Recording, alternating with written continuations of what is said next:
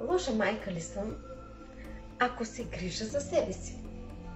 Лоша майка ли съм, ако поставям моите нужди като основен приоритет в живота си? Когато поставям моите нужди като жена? Това е интересен въпрос, интересна идея, която ме провокира след разговор с една дама след консултация. Откъде всъщност идват тези въпроси в нашето съзнание? Някъде ти си повярвала, че не заслужаваш да имаш свое лично пространство. Някъде ти си повярвала, че не си достатъчно ценна. Някъде ти си повярвала, че нямаш право на почивка.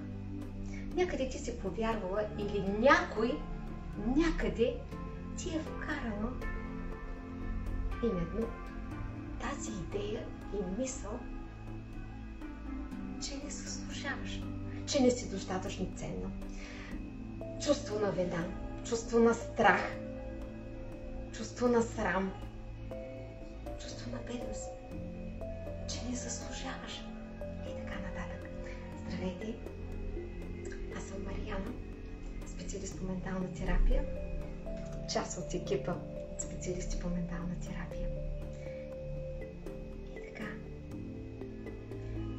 добра майка ли съм, ако си отделя известно време, час и половина-два, за да отида на фризьор? И сега ще си разкажа различни примери, свързани с тази тема. Знаеш ли, една приятелка често ми споделя: Мариана, аз често се чувствам виновна за това, че съм отделила час и половина-два, за да отида в залата за йога, вместо да приготвя вечеря вкъщи. Аз добра съпруга ли съм?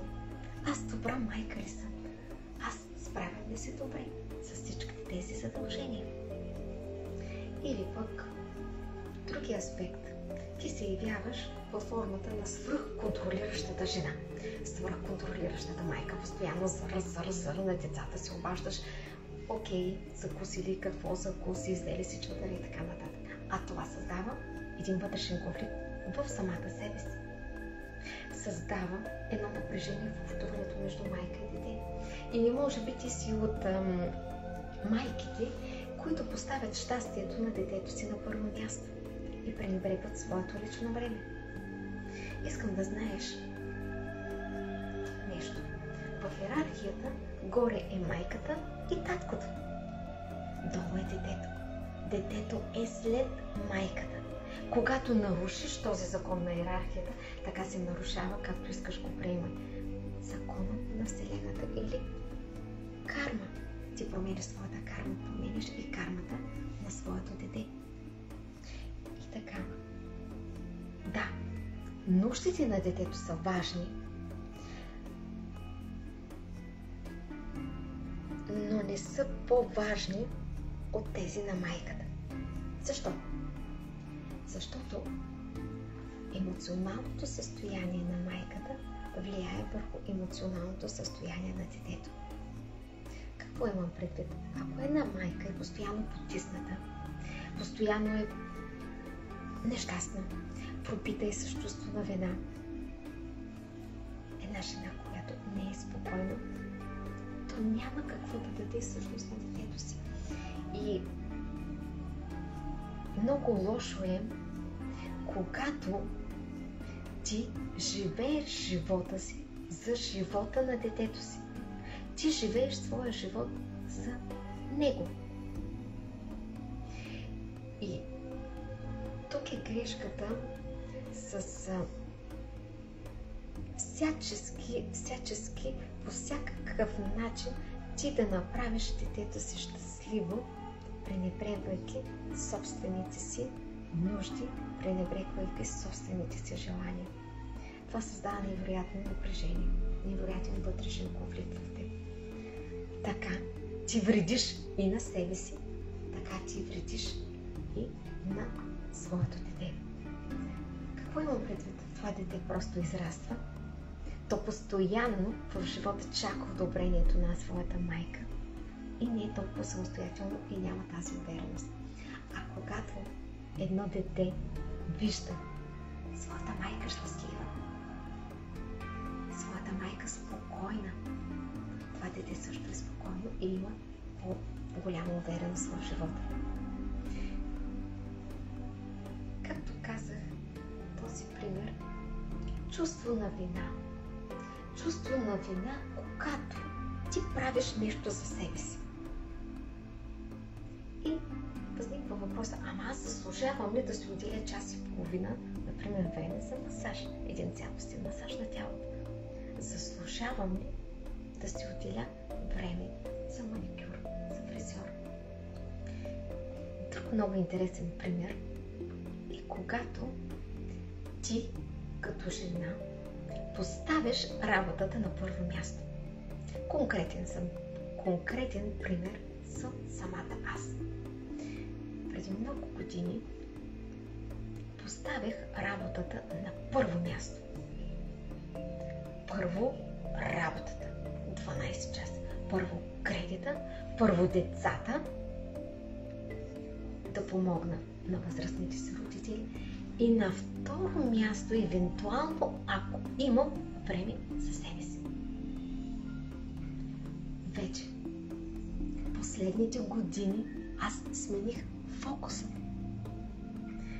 И с новото мислене аз заслужавам, аз имам право за лично пространство. Имам право да правя любимите си неща.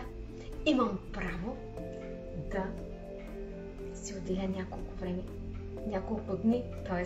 само за мен. Това не е егоистично. Това е защото ти приемаш себе си. Аз приемам себе си такава каквато съм. Аз обичам себе си такава каквато съм. С успехите, с провалите и с неуспехите. И ценя себе си. Това е вътрешната самооценка. Ценя себе си не на базата на моята заплата в края на месец, не на това, че съм добър работник, а ценя себе си, защото приемам себе си такава, каквато съм. Може би и ти се препознаваш в тези някои примери. В момента се сещам също често си в ролята на спасител. Ние жените сте спасителки и спасяваме някого. Ти всъщност вярваш и така си свикнала с тези вярвания, че живота е така.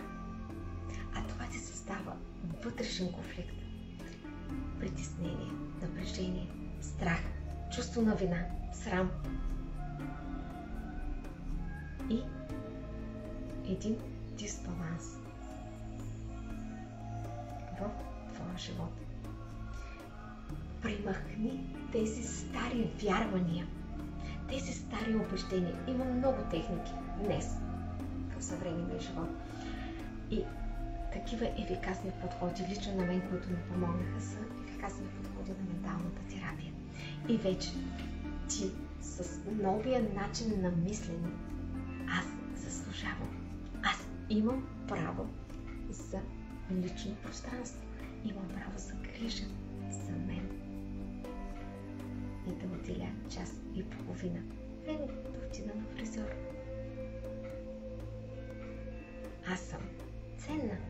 Приемам себе си такава каквато съм. Аз обичам себе си. Това не е егоистично, защото на никога ти не правиш услуга, когато си пропита с чувство на вина. Защото на никого ти не правиш услуга, когато си в ролята на жертва. На никого не правиш услуга, когато си в ролята на спасителка.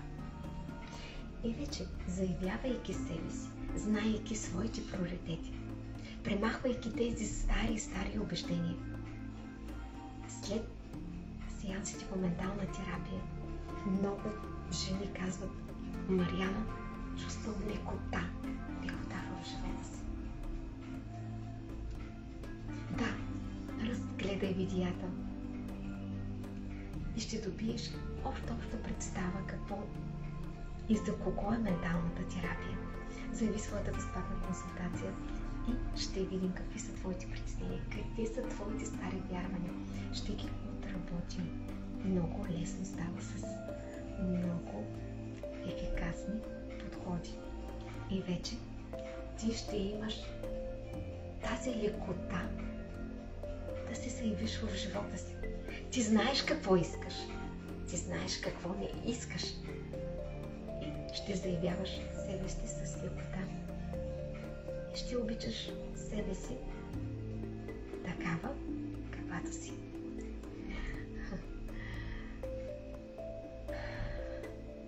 Може би се препозна в тези някои примери. И започни отвътре да премахнеш тези стари вярвания и стари убеждения. Аз съм тук и като специалист по ментална терапия ще работим заедно и с тези ефикасни техники ще имаш тази лекота и това щастие, както повече хора в живота си.